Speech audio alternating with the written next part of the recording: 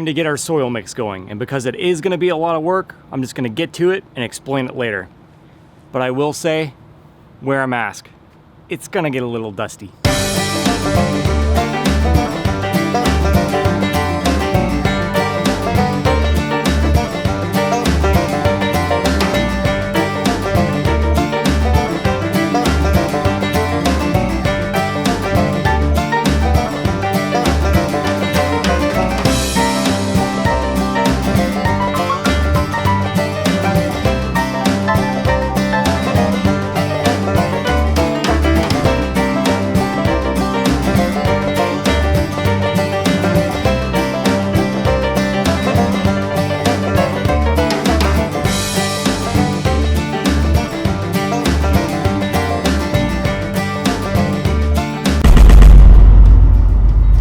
So that took more out of me than I thought it was going to. It took me a little bit longer than I expected.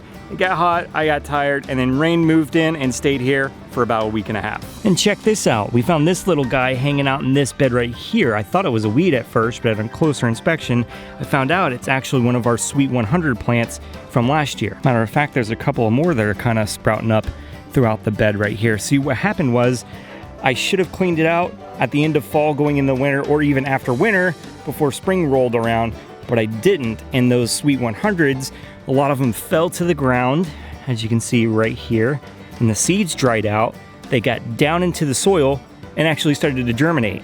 So that's what happened over here. This little guy was germinating over there, so we transplanted it from there over to here, and it's doing good. So let's talk about our soil that I mixed up and put in my new raised bed. Now, we based this off of one of the tried and true, probably hands down the most popular soil mixes out there, Mel's Mix. Now, you might be asking, Mel who? Who is Mel? We're talking about Mel Bartholomew, and he's the founder and the guy who came up with the whole idea of square foot gardening. And the soil mix that he came up with is broken up into three main parts. You've got a third of vermiculite or perlite, you got a third of peat moss, and you've got a third of compost. Those three things together give you Mel's Mix. A couple of reasons this soil mix is so great for planting and germinating is, one, it's much lighter than dirt, and two, it's not gonna get compacted down because you're not gonna be walking on it. So what this is gonna do is allow for the seeds to move around and actually push through the soil much, much easier. And so yeah, it's gonna promote a really healthy root system because those roots can move around and spread around much, much easier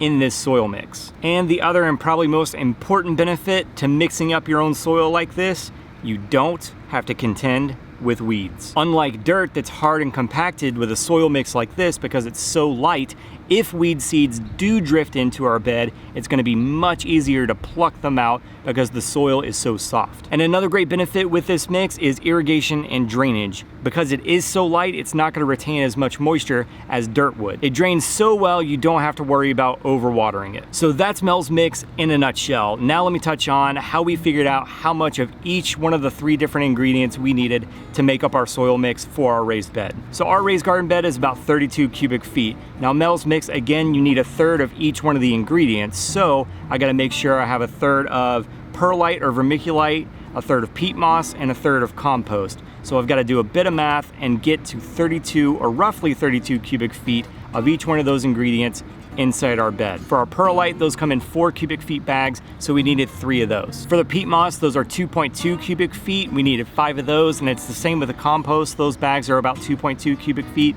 so we needed 5 of those. So 4 bags of perlite, 5 bags of peat moss, and 5 bags of compost. All that added up is roughly about 32 cubic feet. As for actually mixing these ingredients together, what I did is I laid my tarp inside of my raised garden bed. Then I cracked open 1 bag of each of our ingredients onto our tarp and lightly mixed those up. I've seen other people just lay out their tarp and mix this on the ground and then drag it over and dump it in their bed from there. I just thought it'd be a little bit easier to put the tarp inside the bed, mix on that, and then pull the tarp out. And that's what I did. Once I got a base layer mixed up, I just dumped that off the tarp into the bed and evened it out. From there, I just kept adding our ingredients to it and then just lightly mixing it ever so slightly as I went along. I tried to be extremely careful here not to penetrate the garden fabric that I have on the bottom of my raised bed.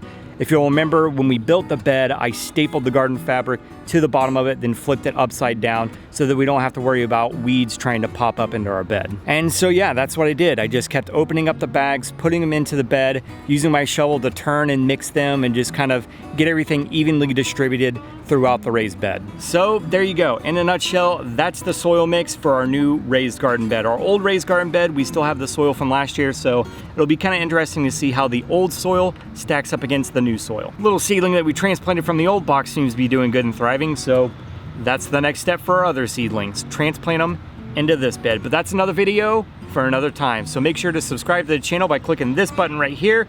You can click this playlist to see all the videos in the Do My Own Gardening series, and click this playlist to see all the videos in the Do My Own Lawn Care series. And as always, thanks for watching.